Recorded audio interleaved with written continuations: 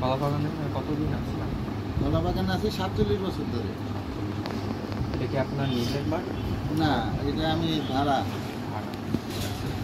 আপনি যখন প্রথম কলা বাগানে আসেন তখন কেমন ছিল? তখন কলা বাগানে টিন শেড ঘর ছিল বেশি, একতলা দেড়তলা বিল্ডিং ছিল কয়েকটা, আর 6 তলা বিল্ডিং ছিল একটা। আচ্ছা, ঠিক আছে। এখন আপনার বয়স কত? আমার এখন বয়স 56। 78-এ যখন আসেন আর আজকে 2025 সাল, যদি আপনাকে বলি একটা তুলনা করেন, তাহলে তুলনাটা কেমন হবে? তুলনাটা বলতে কোন বিষয় তুলনা? এই যে বাড়িঘর বা রাস্তা দিয়ে যে গাড়ি বেড়েছে। তখন তো ধরেন না একটা গ্রামের মতন পরিবেশ ছিল। কলাবাগান 78 সালে একটা গ্রাম ছিল। গ্রাম না, বাট ওই জাতীয় পরিবেশ ছিল, নিরিবিলি ছিল, গ্রাম্য পরিবেশ, লোকজন কম ছিল। হ্যাঁ, আর এখন মানুষজন যাতায়াত করতো কিভাবে? তখন মানুষ বেশিরভাগ মানুষ রিক্সায় যাতায়াত করতো, বা হাঁটা, সাইকেলে। আর আজকে তো দেখি আজকে তো সব গাড়ি ছাড়া, যান্ত্রিক কিছু ছাড়া উপায় নাই। আর বাড়ির সংখ্যাও বাড়ছে। হ্যাঁ, এখন তো আর খালি জায়গা নাই।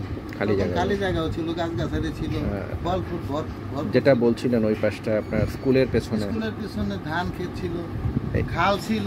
এই স্কুলটা বলতে কি ওই মেয়েদের স্কুলটা, গার্লস স্কুল? এখানে ধান ক্ষেত ছিল।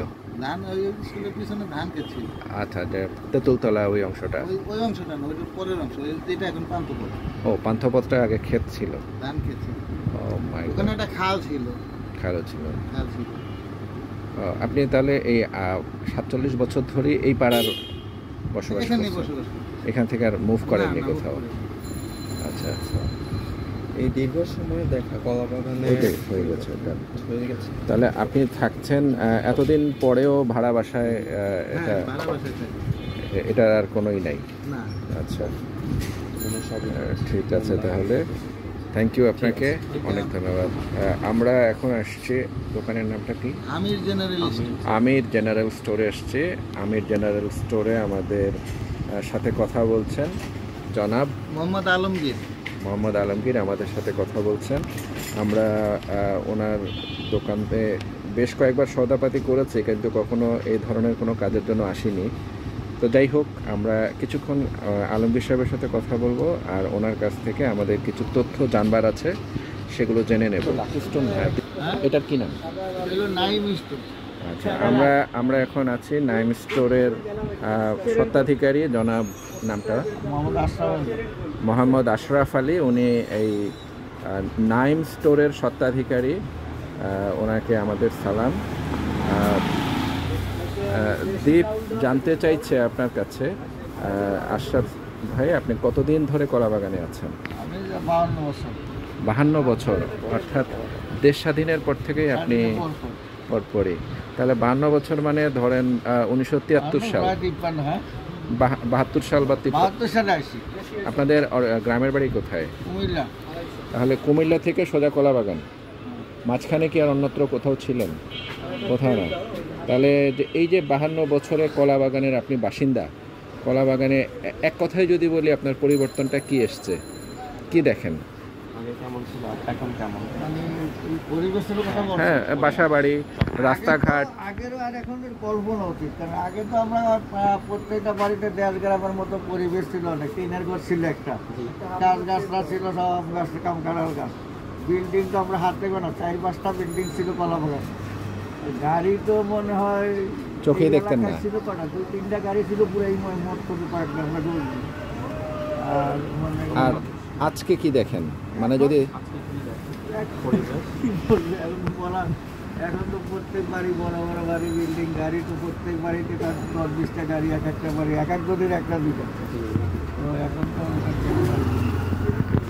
আপনার কি মনে পড়ে, মানে এখানে হাই রাইজ বিল্ডিং যেটাকে বলি, বহুতল ভবন, উঁচু দালান কয়টা ছিল? বা উঁচু দালান আমার কোনো জানা নাই। বসির জন্য একটা বিল্ডিং ছিল, ডাইন পাশে ঢুকছে, বোধ হয় 4তলা দালান, এটাই সবচেয়ে উঁচু দালান ছিল ওখানে ছিল। আর এখানে রেজিস্ট্রি অফিস ছিল, বলতো রেজিস্ট্রি অফিস, এখন যেটা মামা আলিমের পরে ব্রিজের গোড়ায়। আচ্ছা, ওই এটার মধ্যে ছিল 2টা বিল্ডিং, পাশাপাশি রেজিস্ট্রি অফিস ছিল এখানে। তাও এরকম 3-4 তলা, যত সম্ভব 3 বা 4 তলা, 3-4 তলা এখানে ছিল। আর এখানে ছিল, এখানে একটা বিল্ডিং ছিল 1 তলা, আর 1 নম্বর ওটা ছিল একতলা, বাকি সব টিনের ঘর। আর এদিকে আর কোনো বিল্ডিং আমার জানা মতো ছিল না। তাহলে মেইনলি কি আপনার মানে টিন শেড বাড়ি বেশি ছিল? টিন শেড মানে 95 ভাগ টিন শেড। 95 ভাগে ওয়াল উপরে টিন ছিল। Shed building. হ্যাঁ 95 ভাগে টিন শেড। Tin shed. আর 5% এই মোড়ে 3-4টা বিল্ডিং ছিল পুরো এলাকায়। পুরো এলাকায়। পুরো এলাকায়। ও রবি বেগম, হাবিবুর রহমান ওনার একটা, কাম্বার সাহেব কোনায় একটা, আর রেস্টুরেন্ট দুইটা, এখানে দুইটা। এই এলাকার মধ্যে 3-4টা বিল্ডিং।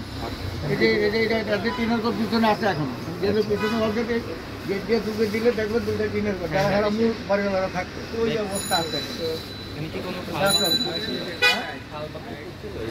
এই কলা বাগান এরিয়াতে পুকুর হলো মসজিদ যেখানে, ওখানে এই সেকেন্ড লেনে আর এখানে একটা পুকুরের মতো ছিল, ওই যে কোনায়, যেটা অনেকগুলো এলাকা নিয়ে অনেকগুলো বিল্ডিং ছিল, যেটা পুকুরের মতো আসলে পুকুর না, জমি ছিল।